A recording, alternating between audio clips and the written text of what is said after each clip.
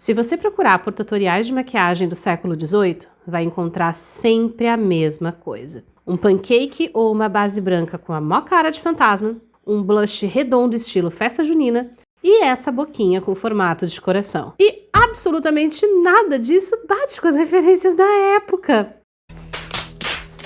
Então hoje eu estou aqui de cara lavada para te ensinar a fazer uma maquiagem do século XVIII realista, tá?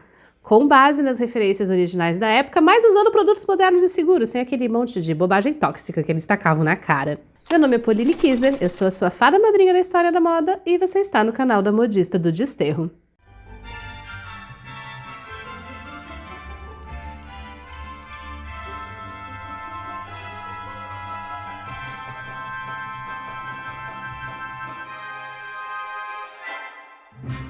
Olá, modisters! Tudo bem com vocês aí desse lado? Nesse vídeo, meus amores, nós estamos abrindo oficialmente a segunda temporada da série Makes Históricas com produtos modernos. Foi mal, eu tô rouca. Eu sei que isso ficou horrível. Mas, basicamente, essa é uma série onde a gente segue tutoriais e descrições de técnicas históricas para aplicar maquiagem, mas usando produtos atuais, de preferência baratos, que tenham um efeito parecido. E se esse é o seu primeiro vídeo aqui no canal, meu amor, seja muito bem-vindo. Mas eu já vou começar dizendo que eu não sou maquiadora, eu sou historiadora de formação, mas a minha área de especialidade na história é a história das roupas antigas. E sempre que a gente fala sobre moda, é inevitável que as pessoas nos perguntem sobre os padrões e as práticas de beleza do passado. E foi assim que eu acabei chegando na ideia dessa série, de recriar maquiagens do passado, mas utilizando produtos modernos que sejam seguros e sejam acessíveis para você testar os lookinhos de época aí na sua casa. E assim, gente, putz, se tem um período do qual se fala muita besteira, definitivamente é o século XVIII. Porque muitas das referências que a gente tem sobre essa época são filtradas pelo cinema e influenciadas pelas releituras, principalmente que a década de 1920 fez. Essa boquinha de coração que aparece em quase todos os tutoriais, cara, isso aqui é totalmente 1920. Então, pra gente conseguir uma coisa mais realista, mais histórica mesmo, eu fui atrás das referências originais do período. Então, eu estou usando manuais de beleza, como A Arte de Preservar a Beleza, de 1754, A Toilette de Flora, de 1772, e também um texto satírico português de 1755, chamado Anatômico Jocoso, que foi escrito para zoar as pessoas que tentavam o tempo todo parecer mais ricas e importantes do que eram. Só que o autor acabou descrevendo simplesmente toda a rotina de toilette matinal de uma mulher portuguesa de classe média, mas que estava tentando imitar os padrões de beleza de uma classe mais alta. E ele fez isso com uma riqueza de detalhes que o texto, que era para ser uma zoeira, acabou virando uma mina de ouro de informações históricas pra gente. Mas claro que também vamos usar os retratos do período de referência, porque eles não só representam o ideal de beleza da época, mas nos dão pistas importantes sobre quais cores usar e onde é que a gente vai passar blush, por exemplo. E se você tem interesse em saber um pouco mais sobre esse rolê de cosméticos e maquiagens históricas, aqui embaixo na descrição você encontra todas as referências que eu usei nessa pesquisa listadinhas. Mas quem é membro ou apoiador do canal já tem acesso direto à minha biblioteca com todos esses PDFs organizados. Além de um grupo secreto no WhatsApp para a gente trocar ideias e para você tirar dúvidas comigo, e conteúdos exclusivos para os assinantes do canal. O link para assinar está aqui embaixo na descrição junto com toda a listagem das referências. No vídeo passado, a gente já falou sobre a rotina de skincare de 1700 e como eu acho que ela era feita só à noite. Porque os produtos de make da época eram muito gordurosos e não fixariam em cima de uma pele que já tivesse hidratada. Mas cá no século XXI eu vou preparar a minha pele da maneira habitual e você vai fazer isso aí na sua casa como for da sua preferência, aquilo que você já tiver acostumado. Eu vou usar uma aguinha micelar para dar limpadinha na cara, né? E aí, por falar em hidratação, agora eu venho com os meus hidratantes, né? No momento eu adotei hidratantes adequados para minha idade, porque, né, eu estou me aproximando dos 40, nesse mês de julho. Aliás, por falar em julho, vocês estão ligados que esse mês de julho a gente vai ter não só um, a gente vai ter 2 encontros presenciais do canal, né? 19 de julho, aqui em Santa Catarina, na cidade de São José, vizinha de Florianópolis. E no dia 26 de julho, em São Paulo, no Café Girondino, bem no centro histórico de São Paulo. Perto de metrô, perto de tudo. E uma dúvida que vários de vocês têm, não se preocupem, o evento é gratuito, não tem ingresso, não tem nada disso, tá? Você só vai pagar aquilo que você eventualmente consumir nos cafés, mas o evento é aberto, você não precisa usar roupa de época, mas se quiser pode. Eu tô preparando algumas atrações para vocês, nós vamos ter convidados especiais, enfim, o que eu quero é que a gente possa se encontrar, tomar um cafezinho gostoso e fofocar fofocas de época como as senhorinhas que nós somos. De uma forma geral, os retratos do século XVIII trazem peles muito claras, mas uma palidez que é claramente artificial. E isso não é uma exclusividade dos anos 1700, como a gente já discutiu em outros vídeos, porque gregos e romanos já valorizavam a palidez como um traço de feminilidade e um marcador de classe social, já que ela também separava visualmente quem trabalhava e quem vivia do trabalho de outras pessoas. Uma ideia que se manteve durante toda a Idade Média, atravessou a Idade Moderna e chegou aos anos 1700. E alguns pesquisadores até acreditam que, especificamente nos anos 1700, essa questão da palidez acaba ganhando um outro componente muito importante, que é o componente racial. Porque é nessa época que o tráfico de africanos escravizados ganha muita força. E a Europa passa a ter um conhecimento, ainda que muito superficial e extremamente preconceituoso, sobre os povos da África. Mas é bem pouco provável que as pessoas refletissem sobre isso quando estavam fazendo sua maquiagem de manhã. Tanto quanto a gente não faz uma puta discussão filosófica sobre o conceito de beleza dentro de uma sociedade patriarcal, enquanto tá, sei lá, passando corretivo na olheira. Corretivo que, aliás, não existia na época, porque tudo que existia para pele era um tipo de pomada esbranquiçada que podia ser feita utilizando gorduras animais e gorduras vegetais, mas que recebia, para ajudar a dar o efeito esbranquiçado, dióxido de titânio, óxido de zinco ou, o que era mais comum, o tal do temido chumbo branco. Eu sei que você já viu um monte de vídeos sobre a maquiagem tóxica da época e como a rainha Elizabeth I da Inglaterra teria morrido por causa da maquiagem dela. Mas eu sinto te informar que você caiu em mais uma fake news sobre história da moda e história da beleza propagada por gente que não tem a mínima ideia sobre aquilo que está falando. Primeiro, porque a gente tem zero evidências de que a Elizabeth I tenha morrido intoxicada por chumbo. Ela morreu com quase 70 anos, uma idade considerável para a média feminina da época, depois do que parece ter sido um episódio depressivo prolongado. E segundo, essa maquiagem palhacinha dela que aparece em quase todos os filmes é altamente questionada hoje em dia por uma série de coisas. 1. As descrições da maquiagem exagerada dela são posteriores ao seu reinado. E as que são contemporâneas foram feitas por cronistas que tinham claros problemas políticos com ela, então altamente questionáveis. E 2. As únicas fontes visuais que nós temos da época são os retratos. E as pinturas da Betinha I não eram exatamente realistas, elas eram versões épicas da rainha, cheias de símbolos para ressaltar o quanto ela era absolutamente foda.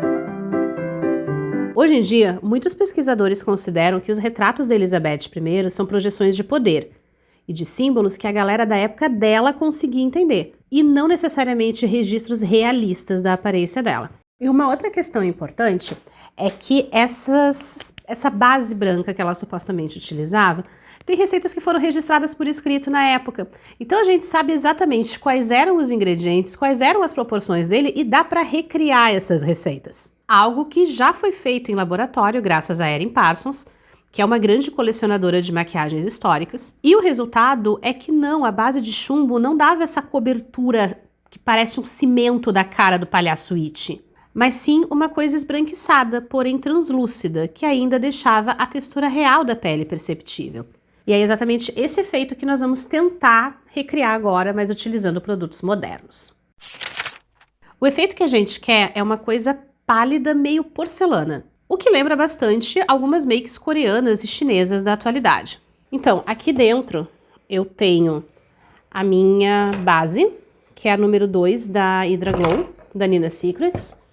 Eu tenho o corretivo mais claro desse conjunto aqui, que é um trio chinês, Shopee, tá, gente? Eu botei um pouquinho do meu hidratante E eu vou botar uma gotinha de blindagem pra ajudar a misturar o negócio todo melhor, né? Porque são texturas diferentes. E eu uso a blindagem da Pop, bem baratinha e eficiente. Aí eu vou misturar agora. Olha, não clareou muito, mas já tá mais claro do que o tom natural da minha pele. Essa base é exatamente o tom da minha pele, então era isso que eu queria. Deve ter descido o quê? Um tom? O senhor modisto confirmou que desceu um tom, hein? Então é isso aqui que a gente quer, porque eu ainda vou tacar pó claro na cara, então show de bola. Então, me desejem sorte para aplicar o reboco. E muito importante, eu vou aplicar com a esponjinha úmida, tá? Que é a técnica que eu gosto, é uma coisa já da segunda metade do século XX. Você aplica com a técnica que você se sentir mais confortável.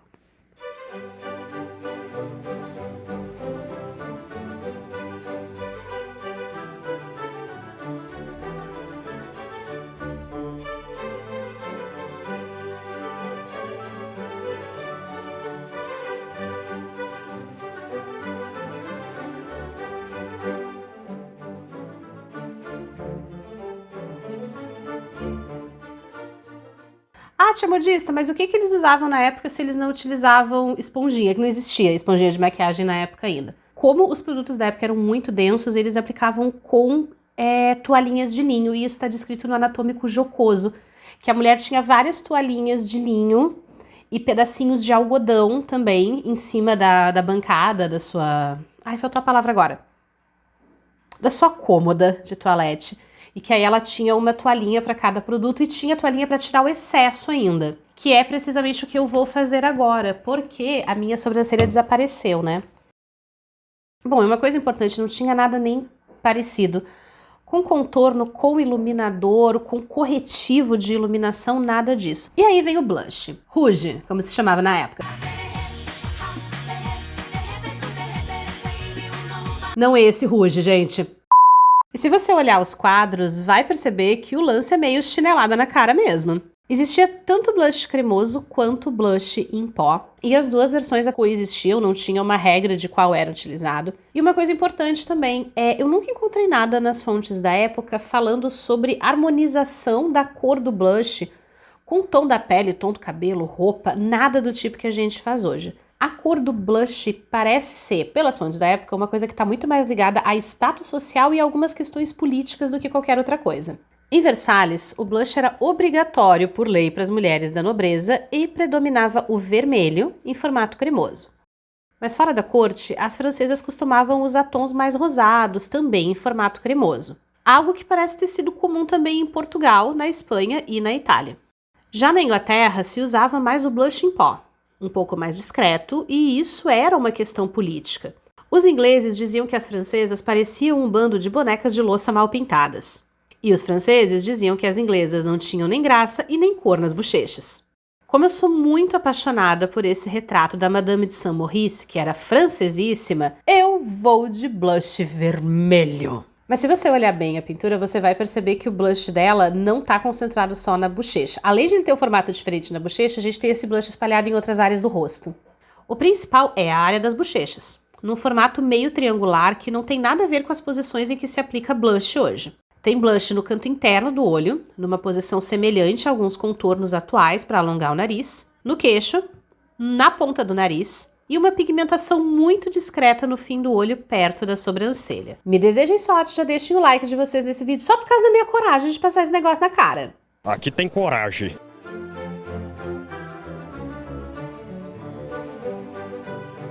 Eu tenho fé. Ele é muito pigmentado, então eu vou usar a esponja suja para fazer o resto.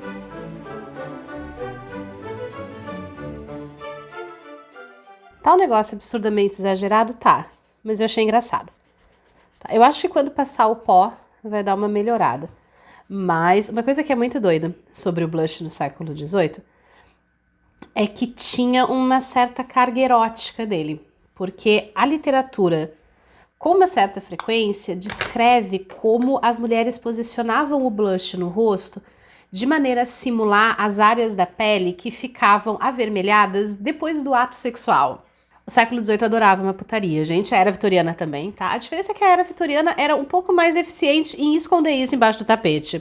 Escândalo! Isso aqui podia ter ficado muito pior. Isso aqui tinha potencial para ficar infinitamente pior.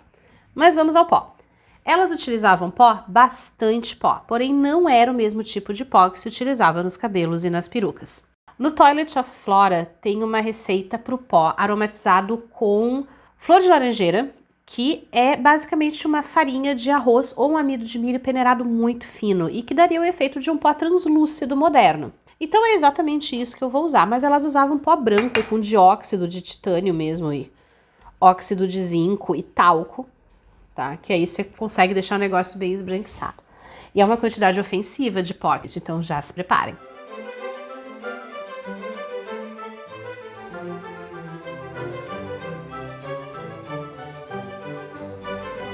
Bom, é isso. Agora que a pele tá ok, vamos tratar dos olhos e das sobrancelhas. Olhando os quadros, você vê que tem alguma definição na pálpebra superior, mas nada na inferior. E de acordo com os manuais de beleza, isso era obtido fazendo um traço muito fino com o ancestral do delineador moderno, que é o Kajal. Dá para você fazer isso com uma sombra em pó, com um lápis? Com certeza que dá. O delineador líquido ou em gel vai ficar com um traço muito preciso. Eu tenho Kajal em casa, Kajal egípcio, então eu vou colocar na minha plaquinha de centavos e eu vou fazer isso com o Kajal em pó. Não vou usar ele direto com a vareta, porque eu sou muito desastrada. Então, ele tá aqui, eu não posso virar, né? Mas eu vou usar um pincel chanfrado bem fininho. Vou bater bem o excesso dele, ó. A gente bate o excesso. E aí, a gente vai vir com ele bem rente a sobrancelha. Não arrasta, tá? Carimba com o pincel, que aí você tem um controle melhor de como vai ficar esse traço e a chance de fazer sujeira é muito menor. E subitamente eu tenho olhos de novo, pelo menos um deles. Uma outra coisa que as fontes da época falam é que esse pozinho, Kajal, ele eventualmente era misturado com uma base gordurosa e usado para alongar e escurecer os cílios. Eu não vou fazer a mistura e aplicar nos meus olhos, porque eu sou, enfim, cheia de frescura. Mas eu estou tomando isso com licença para usar o meu rímel favorito, que nesse caso é o Sky High da Maybelline. E o que a gente vai fazer? Você vai fazer assim com ele? Não. A gente vai fazer isso devagarinho. Você vai encostar ele na raiz e vem trazendo. Porque a gente quer um efeito um pouco mais natural, não é patinha de aranha. Claro que se você tá fazendo uma make estilizada e você quer fazer patinha de aranha, meu amor, fique à vontade, tá? Mas eu tô tentando fazer algo um pouco mais realista, de acordo com a referência da época. Então, ok, eu tenho cílios, os meus olhos apareceram e era isso que a gente queria. Porque quando você olha os retratos da época, você vê que os artistas costumavam desenhar os olhos bem arredondados e destacados no rosto. E isso contrastava com uma boca pequena e arredondada. Claro que a gente não vai apagar os lábios com corretivo e fazer aquela boquinha de coração, que a gente já viu que isso não é uma coisa característica do período. Mas a gente vai tentar trabalhar com o formato da nossa boca para chegar no efeito parecido com o que a gente tem nos quadros. Tecnicamente não existia contorno labial, mas até por causa da minha idade e das características da minha pele, eu já preciso usar contorno labial. Então eu vou usar exatamente o mesmo tom que eu usei no blush, porque o mesmo blush eu vou usar como batom, porque esse era mais ou menos o padrão da época. Se você usava blush cremoso, o blush cremoso já servia como lip balm. A gente não vai alterar muito o formato da boca, a gente vai seguir já mais ou menos o que a gente tem, mas... Crisbela, meu amor, tô trabalhando.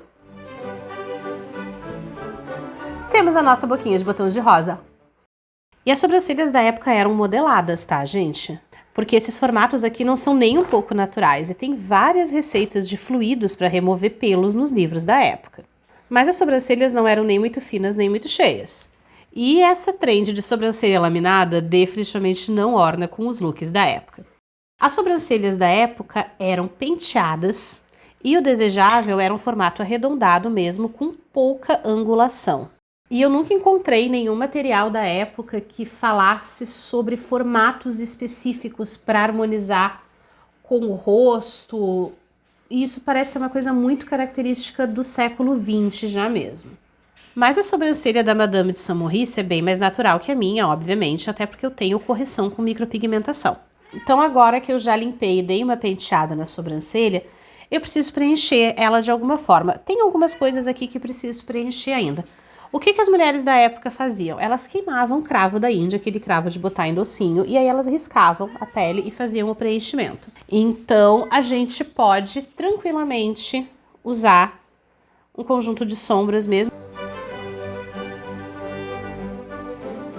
Mas ainda tá faltando uma coisa que é muito século XVIII, embora a Madame de Saint-Maurice não esteja usando, que são as mouches, ou as pintinhas do rosto. Esquece aquele papo de que cada posição tinha um significado, porque isso é baboseira da era vitoriana e da obsessão dela por códigos secretos nas coisas. Tem uma discussão por aí se as mouches teriam começado a ser usadas ainda nos anos 1600 para esconder as cicatrizes de varíola e de sífilis, que eram duas doenças absolutamente descontroladas na época. Mas a gente não tem elementos o suficiente para poder afirmar que foi assim que começou com absoluta certeza. O que a gente sabe é que as mouches eram geralmente feitas de veludo e cortadas em formato de pintinhas, lua, estrela, coração e aplicadas no rosto com um pouquinho de goma arábica. Eu vou manter a tradição e a identidade deste canal e fazer as minhas pintinhas de coração que...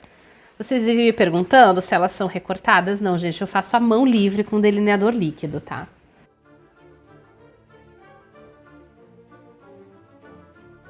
No fim das contas, eu achei até bem ok, tá? Eu acho que tá razoavelmente condizente com o que a gente vê nos quadros da época.